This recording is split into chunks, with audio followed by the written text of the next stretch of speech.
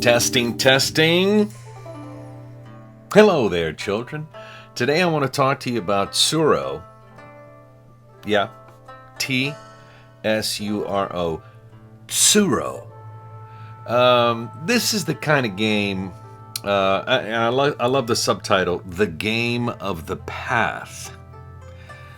It's a Zen-like game. I think it's a fun game. Usually, though, when I play Tsuro, is sort of like in a night of games, right? You're going to play different games.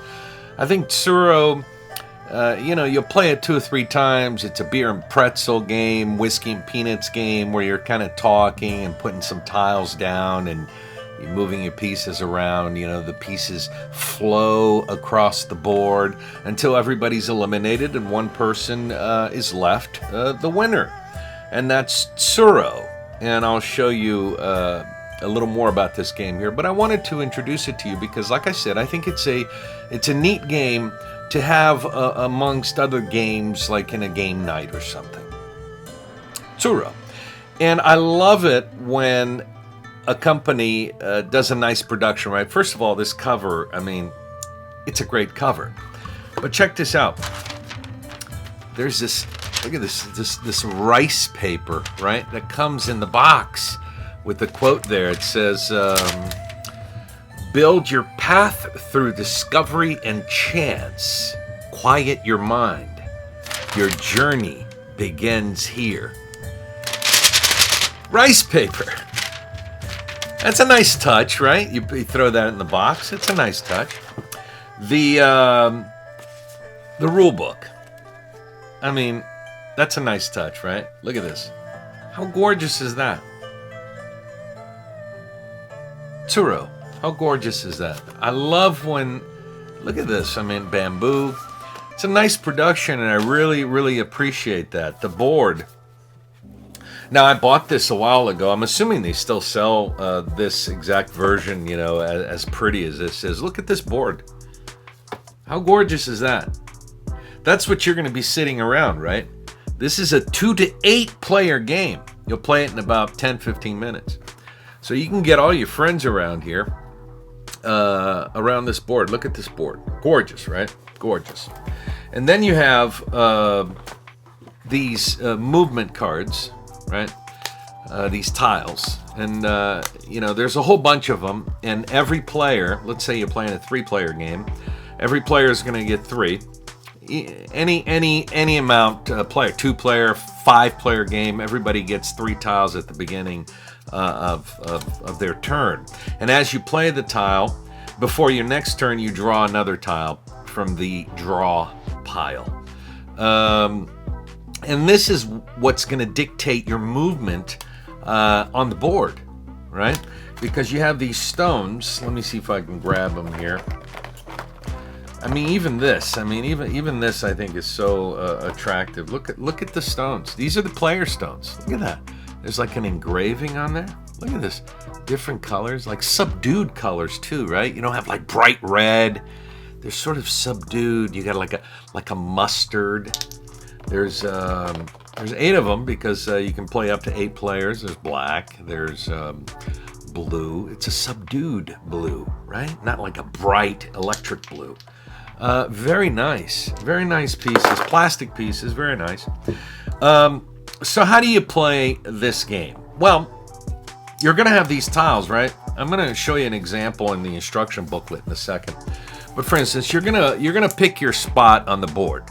Right, so let's say you put your stone like right there, right?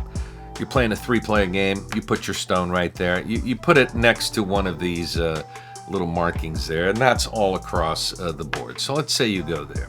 Okay, it's your turn to play. You're going to play this tile. Now, once you put the tile down, you see what that does? It creates a path. So if you have your stone here, right there, once you play this, right there, it's going to move your stone to that edge there, okay? And then the other player will play a tile, and as the tiles connect, so for instance, you have this tile here, so your stone went from here to that edge there. Now, if another tile is placed by the opponent, let's say the opponent is sitting right next to you, and he puts a tile right next to yours. Now your stone went from here to there. Now, as soon as that tile goes down, the opponent, the other player plays first. They'll move their tile. Let's say they were here. They'll move it to the edge there. But then if you were here, once that second tile is there, you have to then move that tile to the end of that path. Right? And it's kind of neat. So you'll be playing the game like this until you get taken out of the board. Now, usually you don't take yourself out of the board, obviously, because the goal is to remain within the board, flowing within the board, okay? But as the other players put tiles down, they may eventually push you off the board, which means you're eliminated, from the game. So your goal is to remain flowing within this gorgeous board here. But as tiles get placed, and a tile that you place, like your second tile, your third tile, fourth tile, whatever, may influence an opponent, from being pushed off the board. So you basically can eliminate another opponent that way. But usually you're thinking about maintaining yourself within the board. Now, if you play this 5, 6, 7, 8 players, it gets pretty crazy, and you have the stones kind of moving around the board. It's a neat game. I don't know if I can give you another quick example. Like, for instance, there you have a 3-player game there, right? So one player, puts that tile, so they end up on that edge, and then the second player, who's right next to it, puts that tile. But they move their tile to the edge, but then their piece to the edge once they place that tile down. But then it forces you to kind of keep going on that path, right? And as you keep playing, your piece will flow through the gorgeous board. Your opponent's pieces will flow through the gorgeous board until there's only one piece flowing through the gorgeous board, and everybody else has been pushed off the board. Neat game, attractive game, fun game, beer and pretzel game. You're chatting as you're playing, putting the tiles down.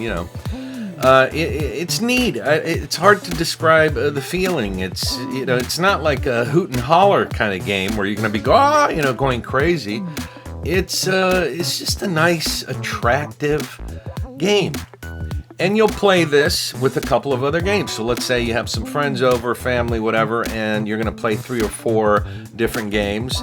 And you throw Tsuro in there because it's attractive and it's interesting, it's neat, and I really enjoy it. And I wanted to introduce Tsuro to you. Go get one.